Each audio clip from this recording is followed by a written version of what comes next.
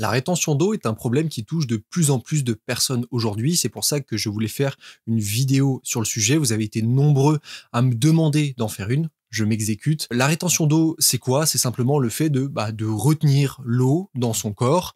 Selon les personnes, ça va pas être au même endroit. Généralement, c'est au niveau des jambes qu'on va faire de la rétention d'eau. La rétention d'eau, évidemment, ça se manifeste par des gonflements, ça se manifeste par des œdèmes, ça se manifeste par des ballonnements, ça se manifeste aussi par des sensations de lourdeur. On dit qu'on va avoir peut-être les jambes lourdes des fois, notamment au niveau des jambes, parce que justement, il y a trop de liquides qui sont stockés dans ces zones-là. En plus d'être désagréable, ça peut être disgracieux aujourd'hui selon les standards actuels. Et effectivement, ça ne devrait pas être là. Donc dans cette vidéo, je vais vous donner les solutions naturelles contre la rétention d'eau.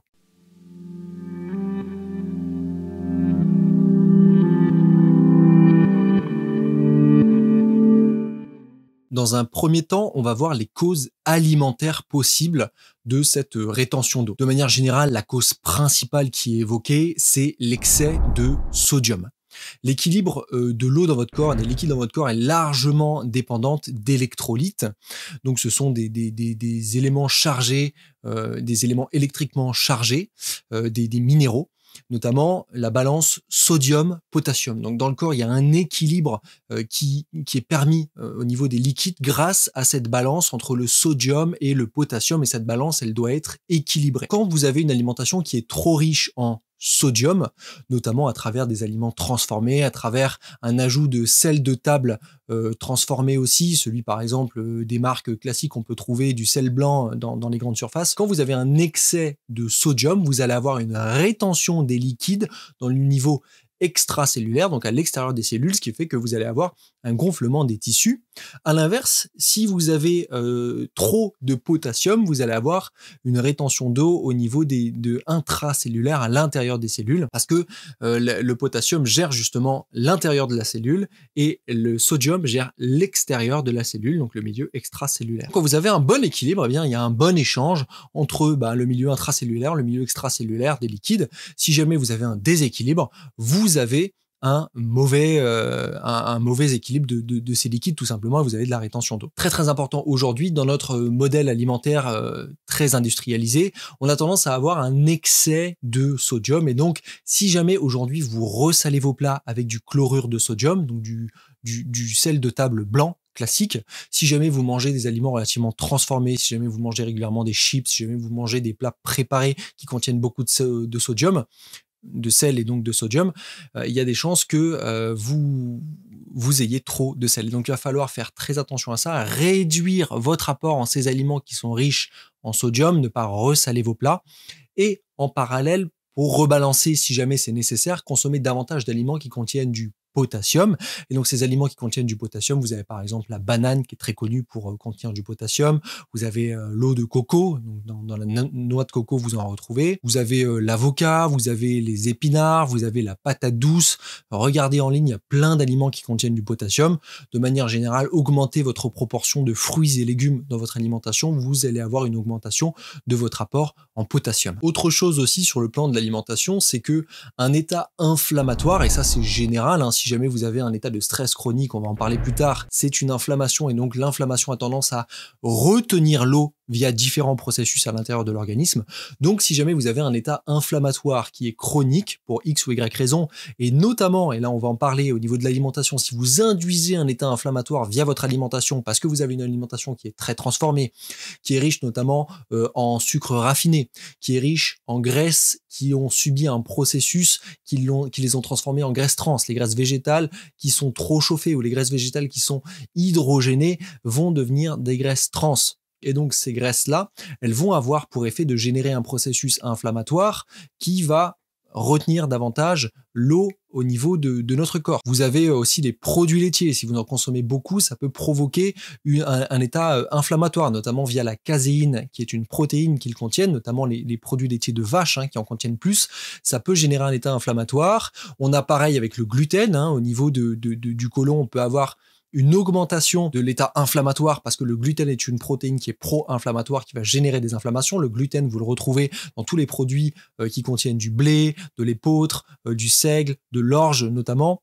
Donc, si jamais vous avez beaucoup de ces aliments-là dans votre alimentation, c'est pareil, vous générez un état pro-inflammatoire. Réduisez un petit peu la proportion de ces aliments si jamais vous êtes gêné par cette problématique. Ça réduira l'inflammation, ça réduira la rétention d'eau que vous avez. Et évidemment, je ne parle pas de l'alcool et du café qui, consommés en excès, génèrent aussi des états inflammatoires. En parallèle, vous pouvez aussi favoriser une alimentation qui va être anti-inflammatoire, notamment basée sur davantage d'aliments contenant des oméga 3. Les oméga 3 sont essentiels pour notre fonctionnement. On ne peut pas fonctionner sans oméga 3 et on a besoin de les équilibrer avec notre apport en oméga 6. Aujourd'hui, notre alimentation moderne est trop riche en oméga 6. C'est important d'augmenter notre consommation d'aliments riches en oméga 3, comme par exemple, pour ce qui est de l'ordre du règne végétal, c'est des oméga 3 moins intéressants, mais vous en retrouvez notamment dans les graines de lin, vous en retrouvez dans les graines de chia, vous en retrouvez aussi dans une petite proportion dans l'huile de noix, mais les plus intéressants, ce sont les oméga 3 animaux qui sont issus notamment de poissons gras de petite taille, de qualité en général, sardines, maquereaux, harengs. Ce sont de bonnes sources d'oméga 3 qui sont moins polluées que les plus grosses sources comme le saumon ou encore plus gros les thons gras. Si vous pouvez, tournez-vous vers ces sources-là. Sinon, je vous invite à vous supplémenter avec des compléments alimentaires de qualité. Je vous mets dans la description les compléments alimentaires que je prends personnellement. Je vais mettre une version aussi végétarienne qui est excellente au niveau de son profil en oméga 3.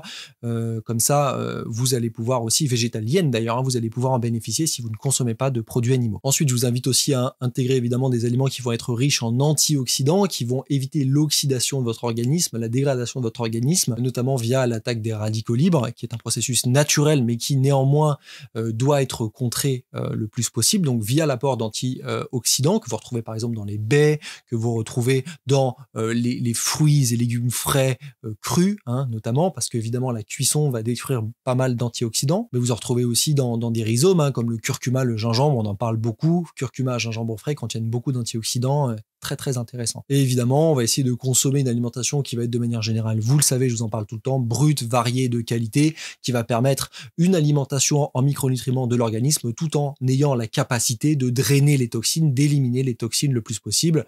De qualité, ça veut aussi dire biologique, pour éviter de se remplir de pesticides, fongicides tant que possible. En tout cas, c'est le moindre mal. Ça, c'était la première cause, c'est la cause alimentaire. Maintenant, on va voir la deuxième cause possible, c'est la cause circulatoire. Bien sûr, ces causes ne sont pas indépendantes, c'est-à-dire que c'est pas parce que vous avez traiter la cause alimentaire que c'est bon, c'est réglé. Non, les causes, il peut y en avoir plusieurs, et donc c'est pour ça que je vous les donne toutes, parce que ça peut vous concerner. La cause circulatoire, c'est une cause qui est double. En général, elle est soit lymphatique, il y a un problème au niveau de la circulation lymphatique, soit, d'ailleurs, soit sanguine. Il peut y avoir un problème au niveau de la circulation sanguine. Et en général, les deux se combinent assez souvent. On va commencer par le lymphatique. Qu'est-ce que c'est déjà les signes d'un système lymphatique qui est engorgé? Bien, on va évidemment avoir une sensation de lourdeur, une sensation d'engorgement du corps. On va avoir un gonflement des jambes, des pieds aussi souvent en fin de journée. On va avoir aussi une sensation de lourdeur, de fatigue générale. On va aussi avoir tendance à avoir la peau terne. On va avoir tendance à avoir de la cellulite. On va avoir tendance aussi à avoir les ganglions lymphatiques qui sont un petit peu inflammés. On a des ganglions lymphatiques, on en a là, on en a sous les aisselles, on en a au niveau de l'aine, il y en a dans pas mal d'endroits au niveau du corps, il y en a au niveau du tronc. Et puis au niveau de la circulation sanguine, quand on a une mauvaise circulation sanguine, on a un mauvais retour veineux au niveau du cœur, et ça peut aussi entraîner une stagnation des fluides, notamment au niveau du bas du corps. Maintenant, comment on peut faire pour relancer cette circulation? Déjà, la circulation générale, et lymphatique et sanguine, c'est l'activité physique. On a tendance, c'est sûr, quand on est trop stagnant, quand on est trop statique, quand on est trop sédentaire, forcément les liquides ils vont stagner parce que on bouge pas assez. Donc forcément le sang bouge pas assez, la lymphe bouge pas assez. Pourquoi? Parce que la lymphe elle est notamment en très très grande partie poussée par l'activité musculaire. C'est quand vous contractez un muscle que vous allez les petits capillaires lymphatiques et les vaisseaux lymphatiques qui sont en surface vont pousser la lymphe grâce à cette contraction du muscle. Ça va faire circuler ce liquide-là. à la différence de la circulation sanguine qui, elle, est poussée par le cœur. Hein. Il y a un muscle qui est vraiment déterminé pour ça, alors que pour la lymphe, c'est tous les muscles qui doivent bouger. C'est pour ça que rester en mouvement, marcher au quotidien, pratiquer une activité physique régulière, ça permet de faire circuler la lymphe, ça permet de faire circuler tous les liquides de manière générale, évidemment le sang aussi, qui est poussé de manière à ce que notre corps puisse avoir toutes les ressources nécessaires pour faire cette activité physique. Donc, première chose, si vous ne faites pas suffisamment d'activité physique, s'il n'y a pas assez de mouvement dans votre journée et que vous avez de la rétention d'eau, commencez par bouger, commencez par vous activer. La deuxième chose ensuite, maintenant, pour cibler spécifiquement la lymphe, c'est de pratiquer ce qu'on appelle des massages lymphatiques. Les massages lymphatiques, c'est quoi? C'est simplement des sortes de caresses légèrement appuyées qui vont permettre en fait de pousser la lymphe, comme ça, on va la faire remonter vers les ganglions lymphatiques. Donc si jamais vous avez de la rétention d'eau au niveau des bras, vous allez faire des massages lymphatiques comme ça, vous allez remonter vers les ganglions lymphatiques qui se trouvent au niveau de votre aisselle. Si jamais vous avez au niveau des jambes, vous allez remonter du pied jusqu'à l'aine, progressivement comme ça, pour essayer de faire remonter cette lymphe jusqu'aux ganglions lymphatiques qui vont être au niveau de l'aine. Même chose au niveau du tronc, on va descendre comme ça jusqu'aux ganglions lymphatiques.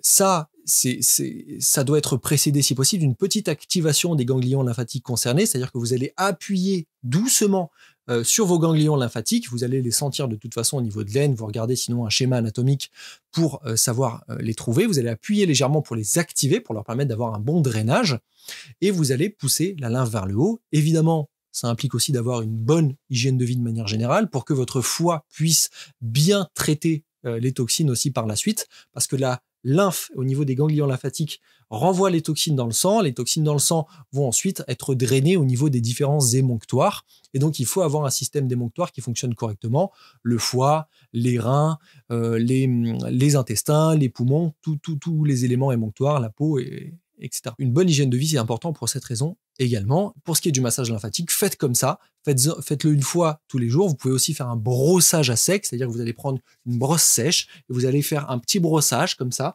pour remonter vers les ganglions lymphatiques. C'est très très efficace le brossage à sec, ça fait beaucoup de bien. Donc si vous avez jamais essayé, essayez, c'est très très efficace. Et sinon, vous avez d'autres techniques pour relancer la circulation, notamment la circulation sanguine. Ça, je sais que tout le monde n'est pas fan, mais c'est les bains froids. Hein, quand vous faites un choc thermique avec un bain très froid ou un bain glacé, si vous allez jusque-là, vous allez avoir une relance du système, et notamment du système circulatoire, parce que ça va demander à votre organisme d'aller puiser dans ses ressources, et ça va faire de la vasoconstriction et de la vasodilatation derrière quand l'organisme va se réchauffer par la suite. Ça peut réouvrir des petits capillaires qui étaient fermés, ça peut permettre une meilleure circulation de manière générale. Et si vous avez cette pratique régulière, ça peut faire énormément de bien. Surtout d'ailleurs si vous alternez froid, chaud. Hein. Si vous faites un bain froid puis que vous allez dans un sauna derrière, comme ça peut se faire dans les pays nordiques, c'est extrêmement bon pour la circulation. Sinon, pour la circulation, il y a évidemment des compléments alimentaires. Je vous les mettrai dans la description de cette vidéo si ça vous intéresse.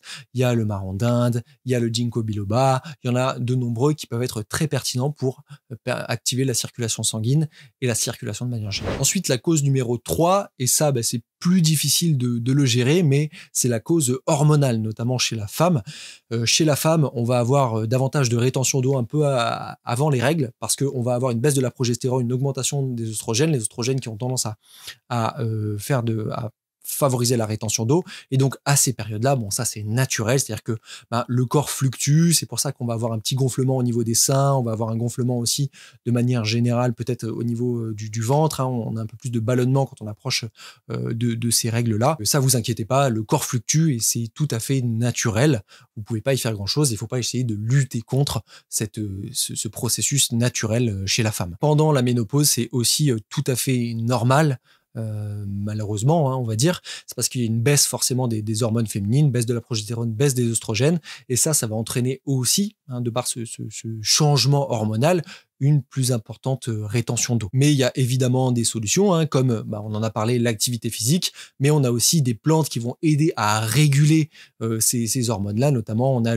qui est très connu, le gâtillier. Je vous mets un gâtillier de qualité dans la description si ça vous intéresse. Vous pouvez prendre ça si vous avez vraiment des troubles en ce sens avec votre période de ménopause. Sinon, il y a aussi, au-delà de ça, les effets des médicaments et même des médicaments hormonaux. On pense à la pilule. La pilule, ça peut complètement déséquilibrer un système hormonal. Donc moi, ça c'est mon point de vue, hein. Mais si vous pouvez utiliser plutôt une contraception qui est naturelle, utilisez une contraception naturelle tant que possible, parce que vraiment, de prendre des pilules et jouer avec ses hormones, pour moi, c'est aller à l'encontre de son organisme. C'est tout sauf positif. Donc si aujourd'hui, en plus, vous avez des problèmes de rétention d'eau avec votre pilule, essayez de réfléchir, de vous poser sur la question, voir si vraiment peser le pour et le contre, est-ce que ça vaut le coup? Sinon, on a évidemment d'autres médicaments qui peuvent favoriser la rétention d'eau. On a les corticoïdes, on a les antidépresseurs et les anxiolytiques, hein, certains qui peuvent favoriser aussi la rétention d'eau parce qu'ils ralentissent notamment l'élimination des fluides. Et on a aussi les bêta-bloquants qui peuvent ralentir le flux sanguin et donc générer notamment de la rétention d'eau au niveau des jambes. En tout cas, un gonflement qui est dû à la stagnation sanguine, tout simplement. Sinon, il y a d'autres choses évidemment que vous pouvez faire face à ça. Ça va être de boire davantage, des éléments, des tisanes diurétiques. Par exemple, vous avez la tisane de pissenlit qui est très connue pour ça, qui est diurétique. Donc, vous allez éliminer davantage de fluide. Ça peut vous aider à drainer. Si jamais vous buvez pas suffisamment, pensez à bien boire. Ça permet de bien drainer. C'est très, très important de bien boire, hein, en cas de rétention d'eau de manière générale. Maintenir aussi un bon équilibre électrolytique. On en a parlé initialement avec la balance sodium-potassium, mais on a d'autres électrolytes, hein. Le magnésium est aussi un électrolyte. Donc, regardez que vous avez suffisamment de magnésium dans votre alimentation. Si vous n'en avez pas suffisamment, supplémentez-vous. C'est pareil, demandez conseil à votre médecin au préalable, évidemment, mais supplémentez-vous de manière intelligente au niveau de vos apports micronutritionnels qui sont essentiels pour les fluides. Et ensuite, quatrième cause, et celle-là, vous savez que je les mets très, très en avant, c'est super important. On n'est pas juste un bout de viande, je le répète tout le temps, on est un être multidimensionnel, on est un être de pensée, un être d'émotion, un être physique dans la matière, et on marche sur tous ces plans en même temps, et c'est pour ça que les causes psycho-émotionnelles sont très, très importantes et peuvent impacter le corps dans son ensemble. Les causes psycho-émotionnelles, on a un petit peu commencé à en parler précédemment. Je vous ai parlé du stress. Lorsque vous êtes stressé, en état de stress chronique, vous avez tendance à générer une inflammation qui va être la cause de rétention d'eau. En naturopathie, on dit aussi que le stress cause de l'acidité. Et donc, pour réduire cette acidité, pour tamponner cette acidité, le corps aura tendance à garder de l'eau parce que l'eau a un pH plus neutre. Donc, on va pouvoir tamponner cette acidité par de la neutralité de l'eau. Donc, il y a plusieurs causes, mais en tout cas, le stress chronique, lui, est un problème et peut vous mener à de la rétention d'eau. Ensuite, il y a aussi le fait qu'on accumule des liquides par insécurité, par peur du changement, par peur de l'inconnu. On a tendance à faire de la rétention d'eau parce qu'on a besoin en fait de créer comme un coussin, hein, pour se protéger de l'extérieur, pour se protéger de manière générale. Donc ça, c'est aussi une cause psycho-émotionnelle, le fait d'avoir peur de l'inconnu, peur du changement, peur de ce qui peut venir. Et il y a aussi le contrôle des émotions, le fait de garder tout pour soi. Quand on garde tout pour soi, on le garde à l'intérieur, et comme il n'y a rien qui sort, on gonfle, on gonfle, on gonfle, on gonfle. Et en fait, ça aussi, c'est une cause psycho-émotionnelle. En général, quand on fait de la rétention d'eau, c'est qu'on fait aussi de la rétention émotionnelle, qu'on garde les émotions pour soi, qu'on a tendance à avoir un paraître et un être intérieur qui sont totalement différents. Et souvent aussi, d'ailleurs, le fait de gonfler comme ça, c'est un symptôme qui se manifeste parce que on veut paraître plus large, parce que l'être à l'intérieur se sent petit, fragile, et donc il a besoin de se protéger dans une grande coquille. En général, les gens qui ont été très blessés par la vie sont des gens qui vont chercher à se muscler, à se renforcer, à créer une carapace, justement parce qu'ils ont été grandement blessés. Et donc ils ont besoin de se sentir forts parce qu'à l'intérieur, ils ne se sentent pas nécessairement aussi forts que ça. Voilà, donc ça, c'est les causes psycho-émotionnelles associées. Donc, qu'est-ce qu'on fait face à ça? On travaille sur le fait de faire confiance. Quand on est dans la peur, l'extrême opposé de la peur, hein, si on prend l'échelle, on a peur tout en bas et on a confiance en haut.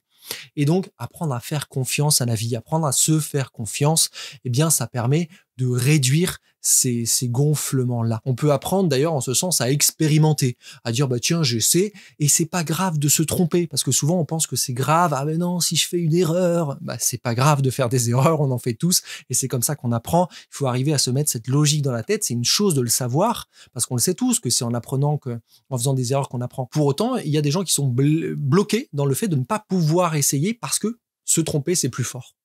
Donc apprenez à vous tromper et vous allez voir à quel point votre vie va changer parce que vous allez expérimenter, vous allez faire des choses. Les choses doivent pas forcément être tout le temps bloquées, hein. Les choses sont de toute façon en perpétuel mouvement et donc quand on essaie de bloquer les choses, eh ben on fait de la rétention d'eau parce que ça stagne et donc toujours dans la vie, dans chaque état de la vie, dans chaque étape de la vie, je vous invite à éviter la stagnation. Gardez toujours les choses en mouvement, pas en mouvement évidemment trop rapide, parce que ça c'est l'excès encore de mouvement, mais trouvez le juste milieu, gardez les choses dans un mouvement harmonieux, et vous allez voir que tout va changer et vous fluide avec. Et évidemment, la dernière chose, pour ne pas garder ces émotions, ça va être tant que possible d'être le plus proche, en gros de rapprocher son paraître de son être et éviter de cacher en permanence les choses, essayer de se libérer, essayer d'être tant que possible soi-même. Facile à dire aussi ça, mais petit à petit, en apprenant à se libérer, à se déconditionner, à se dire bah je suis ce que je suis, je m'aime comme je suis, et ça permet de débloquer énormément de choses aussi dans les relations sociales et dans la vie en général. Voilà la Feel Good Family, j'espère que cette vidéo vous aura plu, vous aura aidé. Dites-moi dans les commentaires si vous êtes touché par cette problématique, dites-moi si ça vous a aidé, quel est l'élément qui vous parle le plus, dites-moi, ça m'intéresse.